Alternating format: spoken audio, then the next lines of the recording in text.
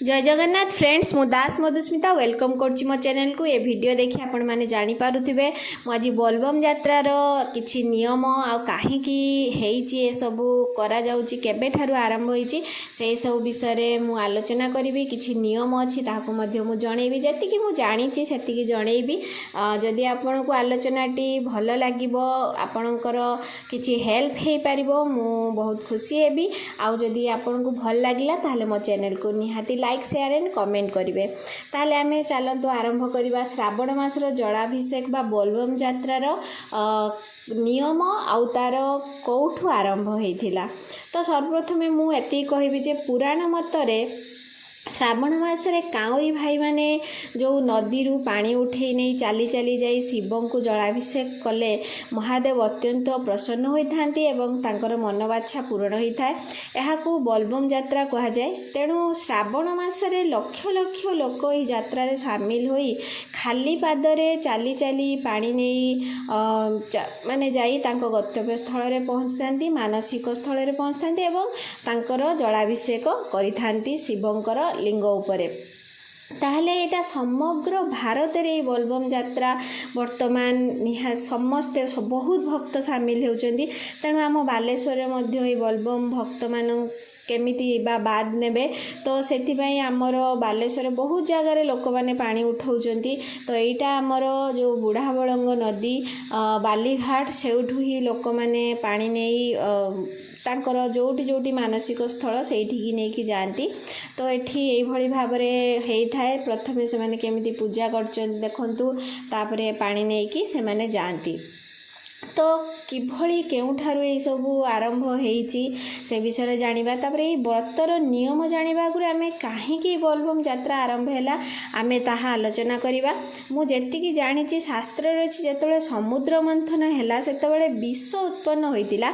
से विषर प्रचंड उत्ताप द्वारा पृथ्वी लोक देवलोक असुर लोक समस्ते भय रे विचलित होइतिले। सेही समय रे समस्तक कल्याण निमित्त भगवान शिव से ही जो माने हलाहल विष को पान करथिले। किंतु विष पान कला परे विषर ज्वाला एते प्रखर थिला जे महादेव स्वर्ग मर्त्य पाताल रे पूरा पागल भली बुलिबाकू लागिले एवं सबु बेले राम राम बोलुथिबा शिवंक पाटरू बम बम शब्द निर्गत होइथिला। तांको शरीरर उत्ताप को कमाइबा पई देवता माने प्रचुर जल शिवंक मुंडर अर्पण कले एवं एही उद्देश्य रे गंगा माता को मध्य तांको मस्तक रे स्थापन करा जायतिला। सेही दिन ठारू शिवंक उपरे जलाभिषेक होई आसुची। श्रावण मास रे शिवंक जलाभिषेक करिबा द्वारा शिव प्रसन्न होइथांती बोली मान्यता रहिछि।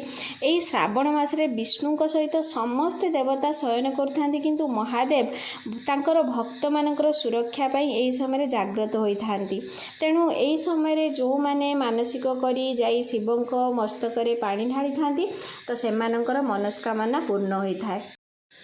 केबे एबे आमे जानिबा केउ नियम सबु मानी ए यात्रा आरंभ करिबा। कारण जे कोनसी व्रतर नियम रहिछि तेणु यहाँ मध्य एक प्रकार शिवव्रत होइतिबार आहार मध्य नियम अछि। जो माने श्रावण मासरे बोलबम यात्रा जाउछन से माने निहाती निरामिष भक्षण करिवे। कौनसी पियाज रसुण आमिष ए सब भक्षण करिवे नाही। मद्यपान किंबा धूम्रपान करिबा पूरा अनुचित।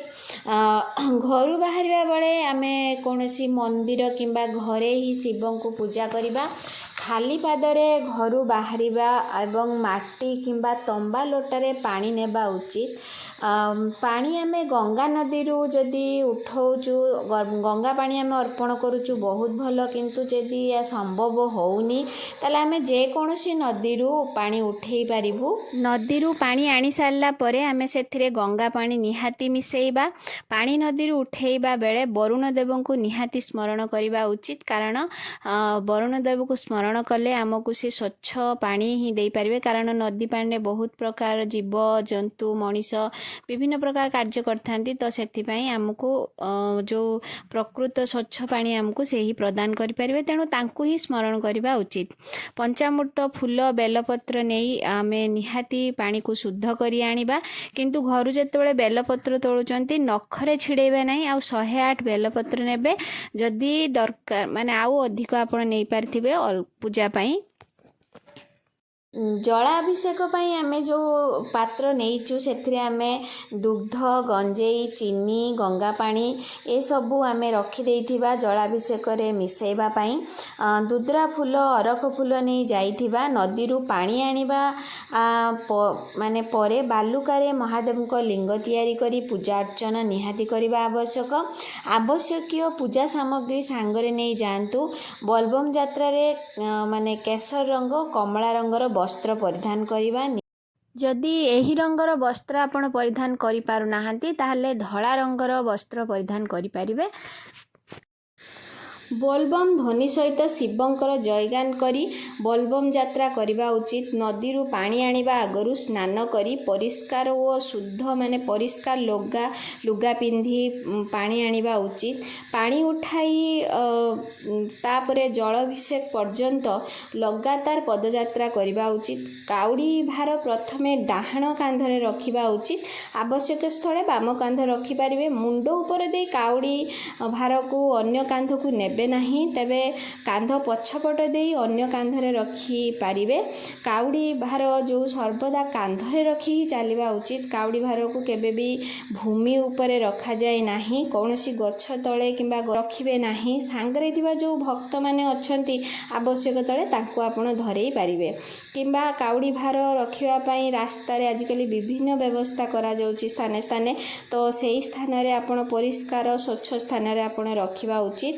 ମାନେ ମନେ ରଖିବା ଉଚିତ ଯେ ଆମେ ଯେତେବେଳେ ଯାଉଛୁ ତ ଆମେ ପରିଷ୍କାର ବ୍ରହ୍ମଚର୍ଯ୍ୟ ପାଳନ କରିବା ଏବଂ ଶୁଦ୍ଧତାକୁ ସବୁବେଳେ ଲକ୍ଷ୍ୟ କରିବା। ଯଦି ଆମେ ରାସ୍ତାରେ ଶୌଚ କଲେ, ଶୟନ କଲେ ତ ଆମେ ସେତେବେଳେ କ'ଣ କରିବା ନା ନିହାତି ଆଉ ଥରେ ଭୋଜନ କରୁଛନ୍ତି ତାହେଲେ ଆମେ ନିହାତି ଗୋଡ଼ ହାତ ଧୋଇବା କିମ୍ବା ଯଦି ସୁବିଧା ହେଉଛି ସ୍ନାନ କରିଦେଇକି ଯିବେ, ଆହୁରି ବହୁତ ଭଲ ଫଳ ମିଳିବ। ଯାତ୍ରା ସମୟରେ ସବୁବେଳେ ପବିତ୍ରତା ଉପରେ ଧ୍ୟାନ ଦେବା ଉଚିତ। ଏହି ଯାତ୍ରା ସମୟରେ ଚମଡ଼ା ତିଆରି ଜିନିଷ ଯଥା ଚପଲ, ବେଲ୍ଟ, ଯେଉଁ ବ୍ୟାଗ୍ ଆଦି ବ୍ୟବହାର କରିବା ଅନୁଚିତ। ମନ୍ଦିରରେ ପହଞ୍ଚିଲା ପରେ ଜଳ ଲାଗି କରିବେ। ତେବେ ଫାଷ୍ଟ ଜଳ ଲାଗି କରିବେ, ତାପରେ 2ଟି ଧାରାରେ ପାଣି ଚଢ଼ାନ୍ତୁ। ଯେମିତିକି 2ଟି ଧାରାର ନାମ ହେଲା ଗଙ୍ଗା ଆଉ ପାର୍ବତୀ ନାମରେ ଜଳାଭିଷେକ କରିବେ। ଆଉ ମନ୍ତ୍ର ପାଠ ନିଜେ ନିଜେ କରିପାରିବେ। ଯେମିତିକି ଏହି ମନ୍ତ୍ର ଗୁଡ଼ିକ ମୁଁ କହୁଛି, ସେହି ମନ୍ତ୍ର ଗୁଡ଼ିକ ଆପଣ ଅଭ୍ୟାସ କରିକି ଯାଇଥିବେ ତ ସେଠି ଆପଣ ନିଜେ ନିଜେ ମନେ ମନେ ବି ତାକୁ ଉଚ୍ଚାରଣ କରିପାରିବେ। ତ ସେ ମନ୍ତ୍ର ହେଲା ଓಂ ତତ୍ପୁରୁଷାୟ ବିଦ୍ମହେ ମହାଦେବାୟ ଧୀମହି ତନୋ ରୁଦ୍ର ପ୍ରଚୋଦୟାତେ। ନହେଲେ ଆଉ ଗୋଟେ ବି ଯେଉଁଟାକି ସବୁବେଳେ ଶିବ ମନ୍ଦିର ନଚେତ୍ ଆଉ ଗୋଟେ ମନ୍ତ୍ର ହେଲା ଓಂ ତ୍ରୟମ୍ବକଂ ୟଜାମହେ ସୁଗନ୍ଧିଂ ପୁଷ୍ଟିବର୍ଦ୍ଧନଂ ଉର୍ବାରୁକମିବ ବନ୍ଧନାତ୍ ମୃତ୍ୟୁମୁକ୍ଷୀୟ ମାମୃତାତ୍। ଓಂ ନମଃ ଶିବାୟ। ତ ଏଇଟା ଆପଣ କହିପାରିବେ। ନହେଲେ ଆପଣ ଯେଉଁ ସ୍ଥାନକୁ ଯାଇଛନ୍ତି ସେ ମାନେ ମହାଦେବଙ୍କର ଯାହା ନାଁ ଅଛି ତ ଆପଣ ସେଇ ନାମରେ ହିଁ ସେଠି ଜଳାଭିଷେକ କରିପାରିବେ। ଯେମିତି ପଞ୍ଚୁଲିଙ୍ଗେଶ୍ୱର ଯାଇଛନ୍ତି ତ ଓಂ ପଞ୍ଚୁଲିଙ୍ଗେଶ୍ୱରାୟ ନମଃ, ତ ଏମିତି କହି ଆପଣ କରିପାରିବେ। ତ ନିଷ୍ଠାର ସହିତ କରନ୍ତୁ। ଭଗବାନ ଆପଣଙ୍କୁ ନିହାତି ଆପଣଙ୍କ ମନସ୍କାମନା ପୂର୍ଣ୍ଣ କରିବେ। ଆଉ ଯଦି ରାସ୍ତାରେ ଯାଉଛନ୍ତି କି ଆପଣଙ୍କୁ କିଛି ଦକ୍ଷିଣା ଦେଉଛନ୍ତି ତ ନିହାତି ଗ୍ରହଣ କରନ୍ତୁ ନାହିଁ। ତ ଆପଣଙ୍କର ଯେଉଁ କଷ୍ଟ, ଆପଣଙ୍କର ଯେତିକି ମନସ୍କାମନା ପୂର୍ଣ୍ଣ ହୋଇଥାନ୍ତା ସେ ଫଳ ଆପଣଙ୍କୁ ନ ମିଳିପାରେ। ତ ଆପଣ ନିହାତି ସେଟାକୁ ଧ୍ୟାନ ଦେବେ ଆଉ ଯାଇ ମାନେ ଶୁଦ୍ଧ ଭାବରେ ମନ ପରିଷ୍କାର କରିକି ଭକ୍ତିର ସହ ଯାଇକି ଚଢ଼ାନ୍ତୁ। ଆପଣଙ୍କ ମନସ୍କାମନା ନିହାତି ପୂର୍ଣ୍ଣ ହେବ। ମୁଁ ଏଇଠି ରଖୁଛି। ଯଦି ମୋର କିଛି ଭୁଲ ଥିବ ମୋତେ କ୍ଷମା କରିବେ। ନମସ୍କାର।